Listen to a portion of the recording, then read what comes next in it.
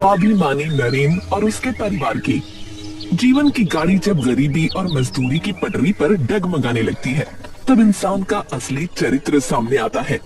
लालच और इंसानियत के बीच के संघर्ष की शुरुआत होती है एक गांव के घर से, जहां से नरेन को बेदखल किया जा रहा है। अब मैं कहाँ जाऊंगी मुखिया जी, वो भी घर पर नहीं है। कृपया हमें कुछ और दिनों का समय दे दें। अरे नहीं नहीं, तुम्हें और समय नहीं दिया जा सकता। मैंने वो घर ज्येष्ठ के महीने में ही तुम्हारे पति से खरीदा था। आज जाऊंगा कल जाऊंगा करते हुए 5 महीने बीत गए। अब तुम्हें घर छोड़ना ही होगा, समझी? वो अपने एक दोस्त से कुछ पैसे लाने गए हैं। लौटते लौटते दोपहर हो जाएगी। तब या तो हम आपके पैसे वापस कर देंगे या फिर घर छोड़कर चले जाएंगे। नहीं नहीं, अब मैं एक पल का भी समय नहीं दूंगा। तुम यहाँ से विदा होगी या फिर जबरदस्ती बाहर निकालूं?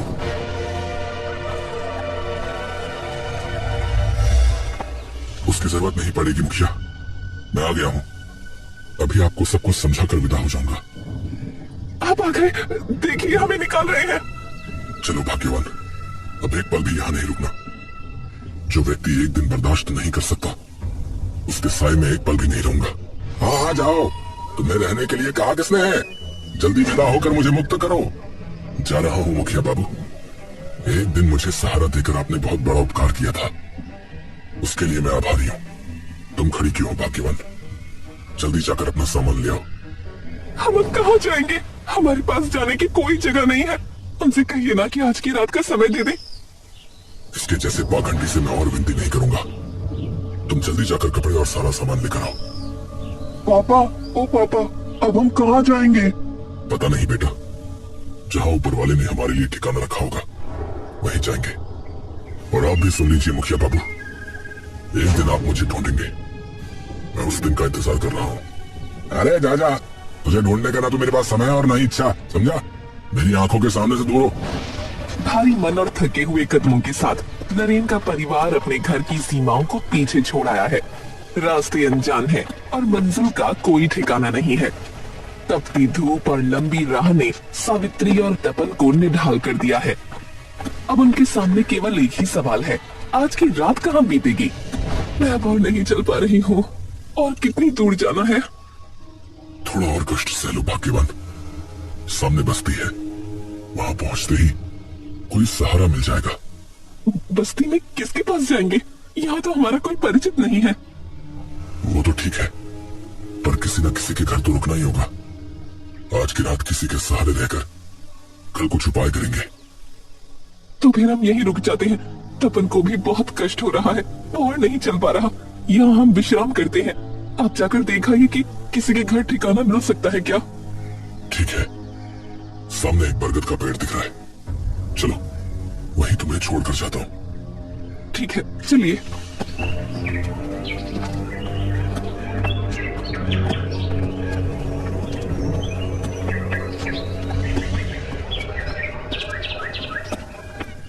एक बात बताओ, अकेले रहने में डर तो नहीं लगेगा?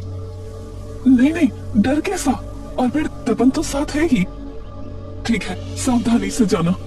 नरेन उम्मीद की एक किरण तलाशने के लिए गांव की ओर निकल पड़ा, जबकि सावित्री और तपन उस विशाल और पुराने बरगद के पेड़ की छांव में अपनी किस्मत के भरोसे ठहर जाते हैं। बरगद की वो गहरी जड़ें मानो उन्हें दिलासा दे रही थीं कि कोई भी मुसाफिर इस दुनिया में बेसहारा नहीं रहता।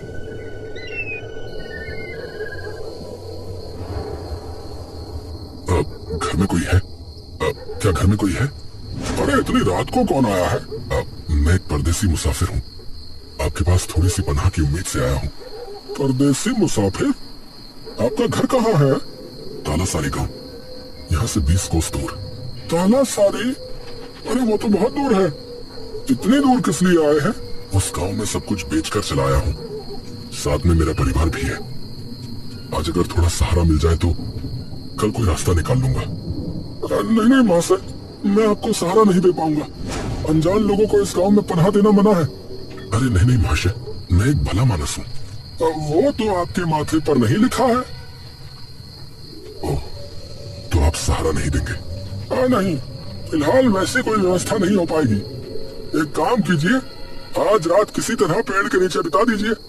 कल सुबह राय चौधरी जी के पास जाकर आपकी बात कहूंगा। वे चाहे तो आपकी मदद कर सकते हैं। उसकी अब जरूरत नहीं पड़ेगी। कल मैं खुद जाकर उनसे मिल लूंगा। तेवर तो देखो, मदद करना चाहा तो उल्टा सुनाकर चला गया।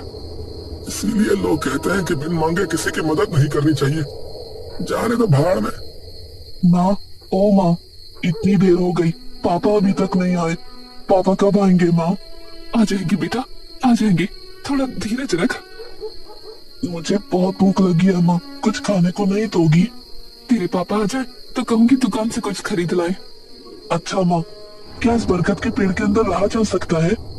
तब पागल, क्या पेड़ के अंदर इंसान रहते हैं? देखो माँ, पेड़ के अंदर कितनी बड़ी एक कोठरी है। अरे सच में? ऐसी कोठरी तो मैंने किसी पेड़ में ना देखी। चलो माँ, अंदर जाकर देखते हैं। नहीं बेटा नहीं, अभी जाने की जरूरत नहीं है, पहले तेरे पापा आ जाए फिर देखेंगे। भाग्यवान, ओ भाग्यवान, कहाँ हो तुम लोग? जी, तो क्या कहीं रहने का इंतजाम कर पाए? नहीं भाग्यवान, कई गृहस्थियों से कहा पर कोई सहारा देने को राजी नहीं हुआ।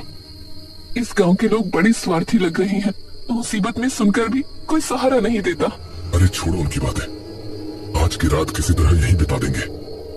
तुम्हारे लिए पोहा मुरमुरा लाया हूँ, पेट भर के खा लो। जी, मैं कह रही थी कि तपन ने एक जगह देखी है इस पेड़ के अंदर, जरा देखकर तो आइए, क्या वहाँ रहा जा सकता है? पेड़ के अंदर? कहाँ? दिखाओ तो। वो रहा पापा, वो देखो।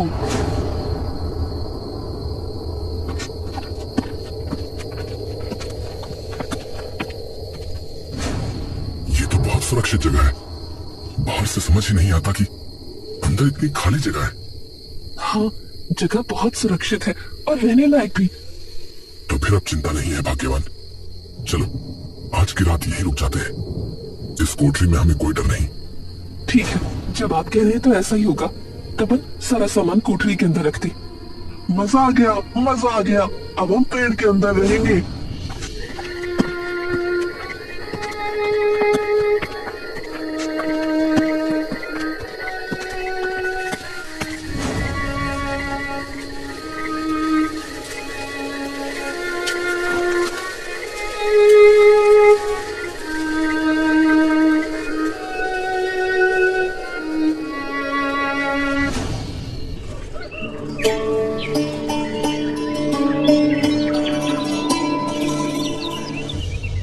मुरमुरा खाकर कोई इंतजाम कीजिए, ऐसे और कितने दिन चलेगा?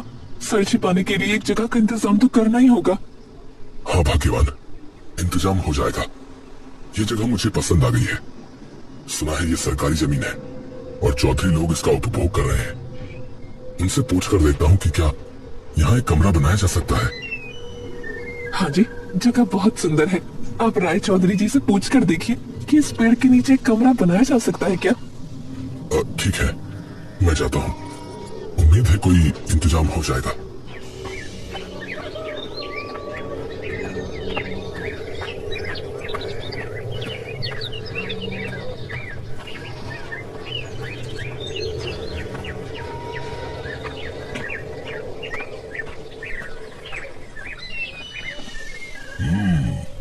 तो तुम ये कहना चाह रहे हो कि तुम्हारे गांव के मुखिया ने तुम्हें निकाल दिया है ना? हाँ चौधरी महाशय, उनके पास अपना घर गिरवी रखकर बेटे का इलाज कराया था। समय पर पैसे वापस नहीं कर पाया, इसीलिए उन्होंने मेरा सब कुछ छीन लिया। वो तो ठीक ही है, गिरवी के पैसे नहीं दे पाओगे तो वे लेंगे ही। तो बेटा, मेरे पास क्यों आए हो? मैं कुछ नया गिरवी रखकर पैसे नहीं दे पाऊंगा। नहीं चौधरी महाशय, मैं उसके लिए नहीं आया। मेरे पास गिरवी रखने के लिए बचा ही क्या है। मैं इस गांव में रहने की अनुमति लेने आया हूँ। इस गांव में रहने के लिए अनुमति क्यों चाहिए? कोई नया घर देखकर रहने लगो। वैसा घर ही तो नहीं मिल रहा और हाथ में पैसे भी नहीं है, इसलिए सोच रहा था कि उस बरगद के पेड़ के नीचे फिलहाल एक झोपड़ी बना लूं। बरगद का पेड़? मतलब गांव के पास वाले उस पुराने बरगद की बात कर रहे हो? वहाँ कौन रहता है? वहाँ तो भूत प्रेतों का अड्डा है। उसकी चिंता आप ना करें, देखिएगा कुछ ही दिनों में सब साफ सफाई करके उसे रौनक वाला बना दूंगा। ठीक है, जाओ, जाकर काम शुरू करो।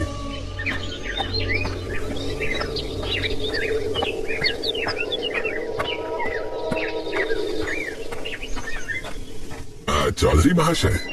अरे रघु, अचानक इस तरफ? आपकी जमीन का लगान देने आया हूँ। वो आदमी यहाँ क्यों आया था? परदेसी आदमी है, गांव के आखिरी बरगद के पेड़ के नीचे रहना चाहता है। मैंने अनुमति दे दी। तुम तो जानते ही हो, मैं लोगों का दुख कष्ट नहीं देख पाता। ओह, तो आखिरकार वो बरगद के नीचे ही जा टिका। कल रात मेरे पास आया था, पर मैंने पनाह नहीं दी। घर में जगह दो तो कब क्या कर बैठे, कुछ कहा नहीं जा सकता। अच्छा किया रघु, फालतू लोगों को पनाह नहीं देनी चाहिए। चाय पियोगे? मंगवाता हूँ। हो जाए तो बुरा नहीं है। चाय पीकर फिर लगान का हिसाब देता हूँ। ठीक है। ए मीनू, चाय दे जा तो।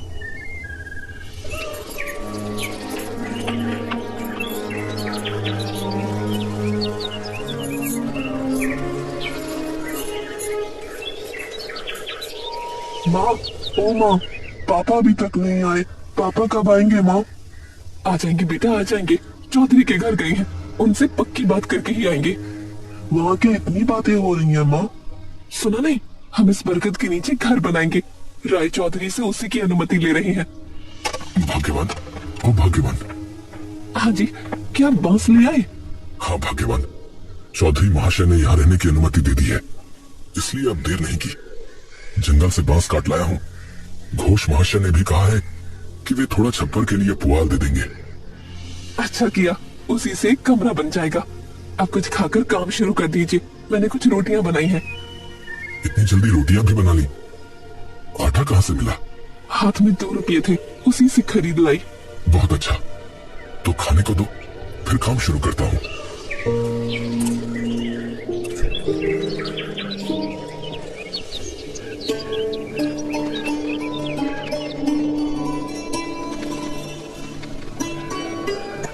भाग्यवान, एक और पुआल की गड्डी देना। ये जगह अभी खाली है। और गड्डी नहीं है जी, डालियां ढकने में सब खत्म हो गई। ठीक है, आज फिर उतर जाता हूँ। कल घोष बाबू के यहाँ से कुछ गड्डियां लाकर यहाँ लगा दूंगा। हाँ जी, घर तो बन गया, अब खाने का कुछ इंतजाम करना होगा। हाँ हाँ करो, मुझे भी बहुत भूख लगी है। पर घर में तो कुछ भी नहीं है, क्या पकाऊंगी? रुको, मैं अभी दुकान से चावल दाल खरीद लाता हूँ। उससे पहले जरा नहा लूं। अच्छा सुनिए, हाथ में बस कुछ ही रुपये बचे हैं, इससे कल तक तो चल जाएगा। उसके बाद क्या करेंगे, कुछ सोचा है? नहीं भाग्यवान, अभी तक कुछ नहीं सोचा।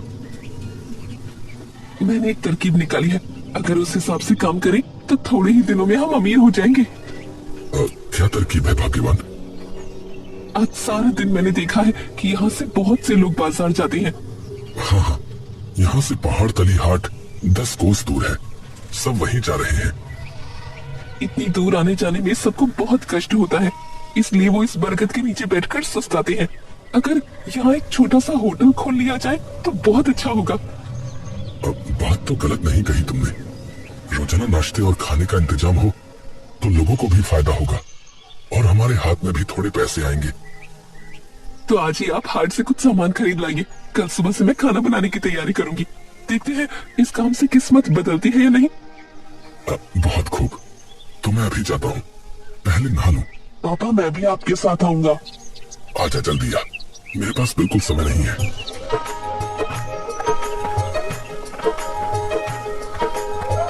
उसके बाद नरेन और तपन बाजार जाकर खाने का सामान लाते हैं और अपने बरगद के पेड़ के नीचे ढाबा शुरू कर देते हैं। पहले तो कम ही लोग वहाँ रुकते थे, लेकिन धीरे धीरे खाने की सुगंध और अच्छा खाना होने से वहाँ अच्छी खासी भीड़ लगने लगी। अब नरेन ने मदद के लिए 2 लड़के भी रख लिए।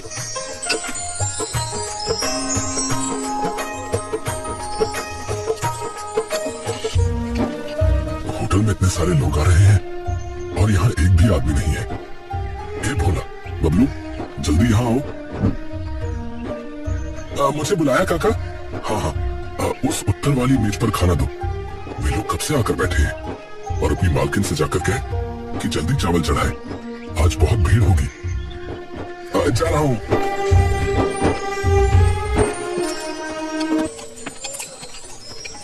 अरे घोष महाशय, अच्छा अचानक कैसे आना हुआ? ओरी बाबा नरेन, मैं तुम्हारे पास एक खास जरूरत से आया हूँ। क्या जरूरत है बताइए घोष महाशय। उस बार आपने जो मदद की थी, आपके घर से बांस और पुआल लाकर ही मैं ये घर बना पाया था। वो उपकार भूलने लायक नहीं है। बताइए किस लिए आए हैं? ओए बाबा, मैं इतने दिनों से हाट में मिठाई बनाकर बेचता था बेटा, पर अब उम्र हो गई है, हाट तक नहीं जा पाता। इसलिए सोच रहा था कि पास ही कहीं एक दुकान खोल लूं। तुम्हारे यहाँ रोजाना इतने लोग आते हैं, अगर होटल के पास एक दुकान खोलने की अनुमति दे देते। अरे अरे, इसमें मुझसे पूछने की क्या बात है? ये जगह तो आप ही के गांव की है। मैं तो बस चौधरी महाशय से पूछकर यहाँ टिका हूँ। आप कल से ही दुकान लगा लीजिए, मुझे इसमें कोई आपत्ति नहीं है। और तुमने मुझे बचा लिया बेटा, वरना आज बड़ी मुसीबत में पड़ जाता। इंसान ही तो इंसान के काम आएगा ना, वरना इंसान होने का क्या फायदा? ठीक कहा बेटा, बहुत सही बात कही। और अब मैं चलता हूँ, कल बात होगी।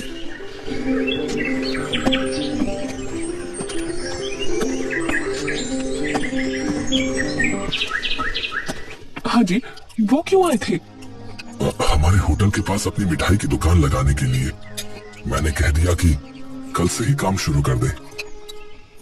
अच्छा किया, उनका परिवार ठीक से नहीं चल रहा, बूढ़े आदमी है, दूर के हाट तक जा भी नहीं पाते। इसलिए तो कहा। वैसे भी बरगद की छांव को लेकर मेरी दूसरी योजना है। यहाँ एक सुव्यवस्थित हाट तैयार करेंगे, इससे आसपास के गांवों के लोगों का कष्ट कम हो जाएगा। ये काम अगर लोगों की आंखों में खटकने लगा तो मुझे बहुत डर लगता है जी। हमारे सुखी संसार में फिर से कोई तूफान आ जाए, मैं ये ना चाहती। अरे नहीं नहीं, ऐसा कुछ नहीं होगा। तुम फालतू की चिंता मत करो। हाट होगा तो अच्छा ही होगा। अच्छा हो तो अच्छा ही है। फिलहाल मैं जाती हूँ, फिर से खाना चढ़ाना है। चौधरी महाशय, अरे ओ चौधरी महाशय, अरे घर पर है? कौन? नरेन है क्या? नहीं, मैं रघु हूँ। ओ रघु, आओ आओ। अचानक क्या बात है? नरेन के बारे में बात करने आया हूँ। क्या बात है भाई?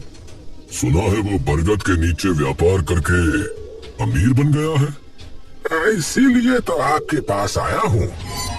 बाहर का एक आदमी हमारे गांव में आकर इतना अमीर हो जाए, ये बर्दाश्त नहीं हो रहा। क्या मैं बर्दाश्त कर पा रहा हूँ? पर क्या करें, हमारे हाथों में क्या है? जिसका व्यापार है वो कर रहा है। हमारे पास करने को बहुत कुछ है चौधरी महाशय। सुना है वो जगह तो आपकी है, तो अगर उसे वहाँ से निकाल दिया जाए तो काम बन जाएगा। इसमें मेरा क्या फायदा? अरे अभी तक फायदा नहीं समझे। अरे नरेन के उस बरगद के नीचे अब रोज हाट लगता है। उसे हटाने पर उस हाट का सारा लगान आपके हाथ में आएगा। तुम तो बहुत बुद्धिमान हो रघु, बहुत अच्छी बात कही। इस तरह तो मैंने सोचा ही नहीं। पर इसमें तुम्हारा क्या फायदा है, ये बताओ। मेरा भी फायदा है। मैं कोशिश कर रहा हूँ कि का व्यापार अपने हाथ में ले लूं। अगर आप उसे निकाल सके तो आपका भी फायदा और मेरा भी फायदा। बहुत खूब, तो कल ही चलते हैं और नरेन को निकाल कर आएंगे। बहुत मजे कर लिए उसने, अब और नहीं। अब उसका खेल खत्म होगा। भाग्यवान, ओ भाग्यवान।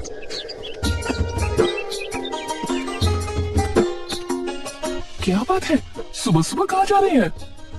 बाजार जा रहा हूँ। आज सुबह सुबह जाकर बाजार ले आता हूँ, दोपहर को बहुत भीड़ होगी। ठीक है, चाहिए। मैंने भी चावल चढ़ा दिए हैं, सुबह सुबह सारा खाना खत्म कर लूंगी। अच्छा भाग्यवान, तुम चावल और दाल बना कर रखना। और अगर घोष महाशय तो उन्हें पूरब वाला कमरा दिखा देना। फिलहाल वहीं बैठे। ठीक है, मैं कमरा खोल दूंगी। ठीक है, मैं चलता हूँ। चलिए, वे बाजार चले गए, मैं घर के काम निपटा लेती हूँ। कोई है? घर में कोई है? अरे आप कौन है? यहाँ क्या चाहिए? मुझे नहीं पहचानेंगी, मैं दूसरे गांव का हूँ।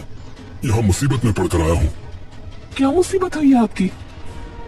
जमींदार के प्यादे मेरा पीछा कर रहे हैं, कृपया मुझे थोड़ी पनाह दीजिए। आपने उनके साथ ऐसा क्या किया कि वो आप? वो बहुत लंबी कहानी है, पहले मुझे छिपने की जगह दीजिए, वो आते ही होंगे। अच्छा, ये मैं आपको एक सुरक्षित जगह बताती हूँ। वो देखिए, उस बरगद के पेड़ में एक खोखल यानी कोठरी है, वहाँ जाकर छिप जाइए। आवाज बिल्कुल मत कीजिएगा, वरना वो आपको ढूंढ लेंगे। आपने मेरी जान बचा ली। अच्छा, अब मैं जाता हूँ। कोई आए तो कहिएगा कि मैं नहीं हूँ।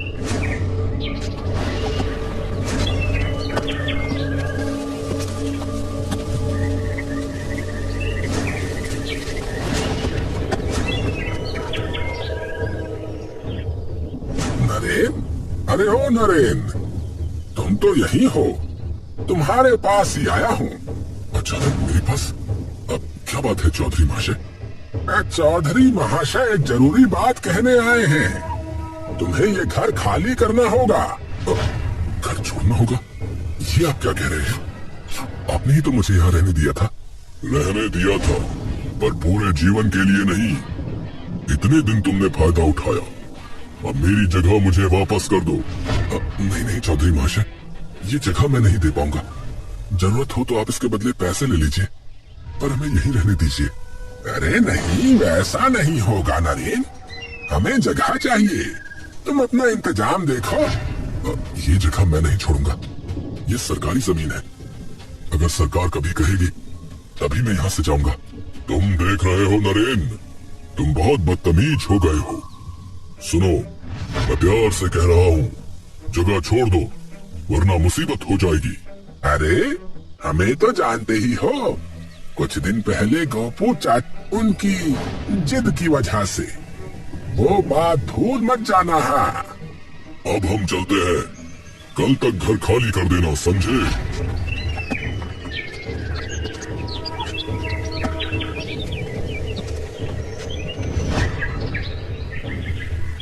हाँ जी, राय चौधरी क्यों आए थे? अरे मेरा तो सर्वनाश हो गया भाग्यवान, उन्होंने घर छोड़ने को कहा है। ये क्या कह रहे हैं? अब क्या होगा? वो राय चौधरी अच्छे लोग नहीं हैं, अगर कुछ गलत कर दिया तो? वही सोच रहा हूँ भाग्यवान, देखते हैं क्या किया जा सकता है। शायद कल तक हमें ये गांव छोड़ना पड़ेगा।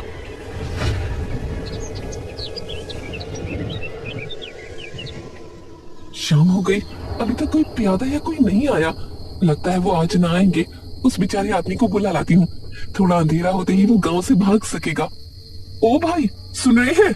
जल्दी आप बाहर आ जाइए। अरे क्या हुआ? क्या जमींदार के प्यादों ने देख लिया? नहीं नहीं, वो नहीं आए, पर शाम हो गई है, अब आप जा सकते हैं, आपको कोई नहीं देखेगा। हाँ हाँ, मुझे अभी जंगल जाना होगा, यहाँ रुकना मतलब खतरा। जंगल क्यों?